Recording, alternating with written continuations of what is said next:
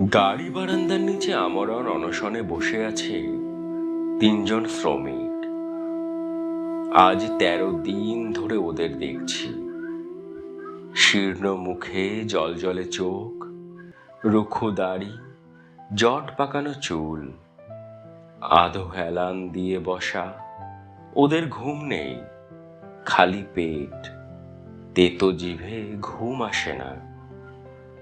ওদের দেখার জন্য ভিড় জমেনি, ওদের জন্য মেডিকেল বুলেটিন বেরোবে না। আরো 3-4 জন শুধু চাটাইয়ের এক কোণে হাঁটু আলোয়ানে মুড়ে বসা, নিঃশব্দ। সব কথা ফুরিয়ে গেছে। বাড়ি ফেরার পথে আজ 13 দিন ধরে ওদের দেখছি। মৃত্যু শিয়রে নিয়ে বসেছে কেন? কেড়ে খেতে পারলে না? এ কথা শতই আমার মনে আসে, নিজেই লজ্জা পাই। ওদের নেতারা কেউ এখানে নেই, তারা বাড়িতে ঘুমোচ্ছে। ওদের মালিকরা দিল্লি বোম্বাইতে ঘুমন্ত। রাষ্ট্রপতির প্রাসাদে খাটাখাটনি করছে 150 জন ভৃত্য। দর্জির কাছে কোমরের মাপ দিচ্ছে রোজ অসংখ্য মানুষ। গোটা বড় বাজার জুড়ে চোঁয়া ঢেকুরের শব্দ। এখানে মৃত্যু শিয়রে নিয়ে বসে আছে 3টি অভুক্ত মানুষ, নিঃশব্দ।